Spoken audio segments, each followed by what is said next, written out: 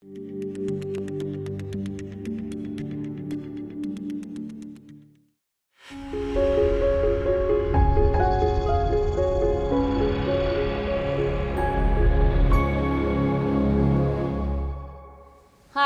I'm Angie. Hi. I have tequila. Just kidding. I'm here to tell you about my story, how I got an internship despite COVID, despite knowing no one here in the UK or in the EU. So basically, it was very hard in January for me coming here and not knowing no one. And I knew, like, because of my sector I was gonna struggle because it's a very niche sector. So I was just designing a strategy that I really want to share with you because I think it might be useful for your internship or even for full-time job positions or for later on in life. So, but first, I have a question for you. Raise your hand if you have ever flirted with someone you like. Come on, don't be shy. Okay, perfect. I'm not the only one. I hope at home they also raise some hands. So keep that thought in your mind. So the step one, the first thing that I did was come up with some company names that I was interested in. So I pretty much did like a spreadsheet where I put 50 companies that I was interested in. And I didn't limit myself to just the UK, so I included UK, European Union, and why, if I'm not there, right? But the thing is COVID, yes, it has brought many challenges, but at the same time has brought opportunities. So why not do an internship that is virtual or remote and work for a German company or a Swiss company? You don't have to go all the way there. And if you have the internship, now you already made your step into the company. So later on, you will have the connection right there to knock on their doors and try again for a full-time job position. So don't limit yourself in looking just the UK. That will be my recommendation. So I came up with these 50 company names. Step two, because the strategy is based on LinkedIn, the most important step before contacting people is your profile.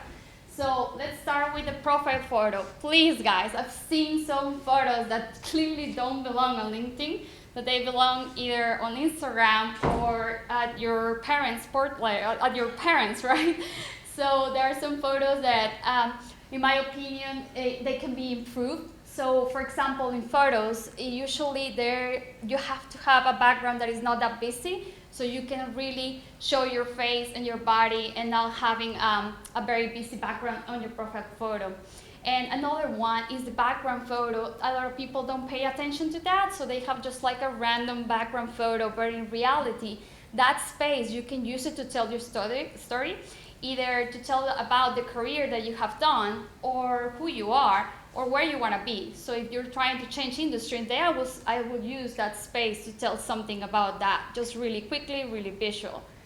Now, the headline. I've seen some headlines that are super busy. So headline is basically what is underneath your name.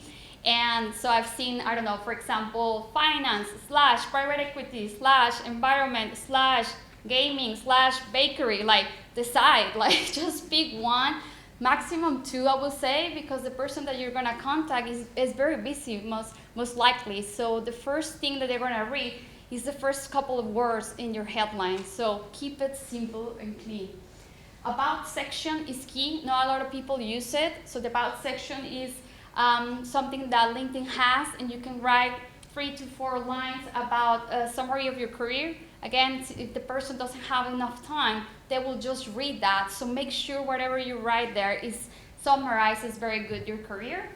And last tip, check your privacy settings, because there's a lot of people that don't realize, but they actually have, they don't have available their pictures or their about section or any other item on LinkedIn, and they don't have it as in the public eye.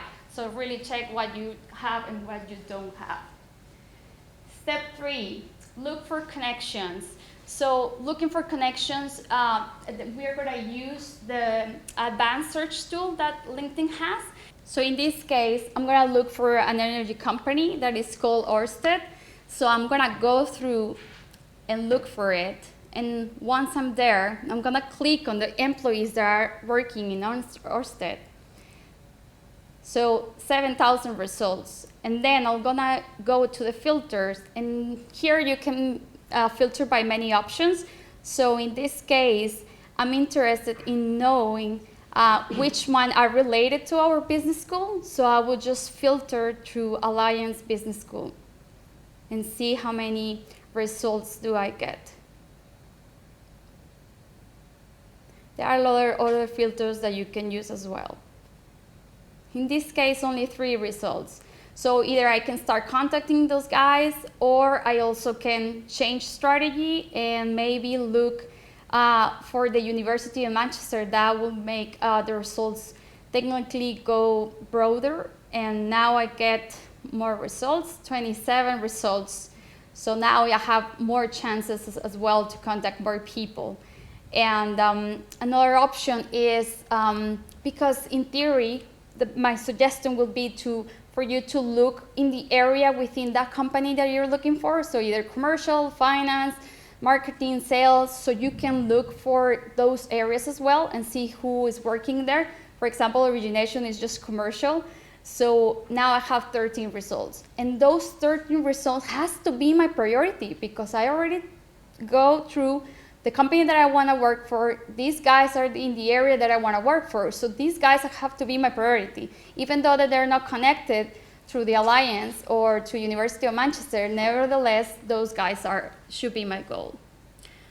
And one of my strategies was to look throughout all these connections. I will look directly for directors, head, senior managers, all high-level people. Why? We're in an MBA. We're ready to have these conversations. Aim high, and the goal will be higher as well.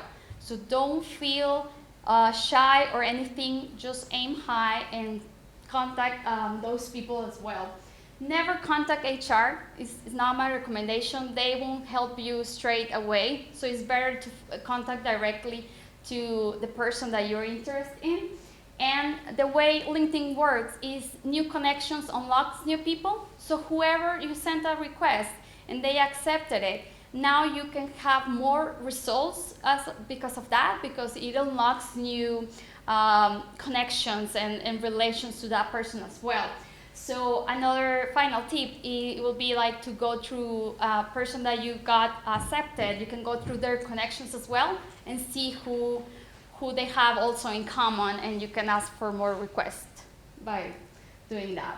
So step 4, connecting with people. This is the part where everybody hates and they are uncomfortable by doing that, the cold calling, but actually it's the most important step that will define if you have a job or not. So always add a note. LinkedIn lets you add a note up to 300 characters, and these characters have to be key because it's almost like 50 words, so it's not a lot, so you really need to know what to say. My recommendation would be to start with some friendly words. Hey, hope you're fine, hope you're safe. Now we're in COVID times. You can say something a little bit personal and start with that. And then comes the most important lines, the lines that are gonna make them accept your connection. So you really have to say something interesting. I'm very passionate about this industry. I'm very passionate about what you do. I've seen that you moved from this position to the other. How did you do it? I know that you changed for sectors from this one to that one. I really wanna understand how you do it. How do you achieve this position? So anything that you can make it about them as well. So it's not always, oh, it's about me, I want an internship. So the last resort for me in that case will be say, I want an internship through in that first approach. So there's no need to do that. And I will end always with, are you available for a 30-minute chat? And that's it. No thank you, no goodbye, see you later, talk to you later, no. End up with a 30-minute chat question, because it will tempt the people to say yes or no. Or no reply, of course, but at the end, the people tend to say something, either no or yes, but they will respond. So I sent close to 100 messages on LinkedIn, and the final step is the 30-minute chat. So the way you need to plan it is the first 10 minutes has to be about your narrative, so your story. So you have that 10 minutes to really convey. And I want you to think, what makes you special? Because if you can answer that question, what makes you special can be embedded in that story. Because what I recommend you is not to say something that they can read in the CV or in LinkedIn. It's not about that. That's boring. What's your story? Why are you here? What are the positions that you have transformed? And at the end, you need to end up with the justification of the MBA. So how the MBA will help you, because then it will make sense for them why you're here and why you're knocking doors. And then usually they will introduce themselves, so you listen, and then it might be like a Q&A or exchange of comments. But then you need to be conscious of your time, because you want to get something out of this conversation. So you really need to be conscious of your time to leave either 15 minutes or 10 minutes before it ends. And then the next stage is usually two options. Either they ask you, okay, now I'll listen to your story, you listen to me, what do you want? That would be the most awesome conversation if you get to that point that they ask you, what do you want, what are you looking for, what do you need from me, all those questions. But it's not that easy to achieve that, to get asked by that.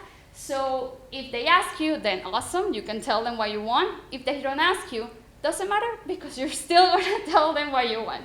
So in reality,